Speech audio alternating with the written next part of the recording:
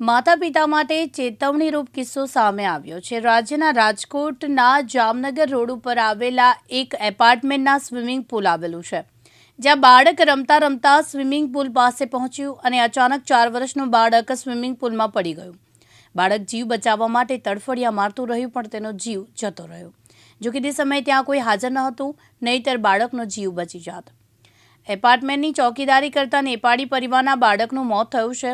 આ સમગ્ર ઘટના સીસીટીવીના ફૂટેજ સામે આવ્યા છે। વાલસોયા બાળકનું અકાળે મોત થતાં નેપાળી પરિવારમાં આક્રંદનો માહોલ છવાયો છે। સાથે સાથે જો તમારા એપાર્ટમેન્ટમાં સ્વિમિંગ પુલ છે તો નાના બાળકોને સંભાળી રાખજો। સીસીટીવી ફૂટેજના આધારે પોલીસે આગળની તપાસ હાથ કરી છે। પોલીસની પ્રાથમિક તપાસમાં સામે આવ્યું છે કે આ જ એ વર્ષનું બાળક હતું, જેમાં તેનું નામ લોકેશ વિશ્વકર્મા હતું। બાળકનો પરિવાર નેપાળથી ગુજરાત ગુજરાન ચલાવવા માટે આવ્યો હતો। ભરત બરડવા સાથે રોહિત બોજાણી, દિવ્યાંગ ન્યૂઝ, રાજકોટ।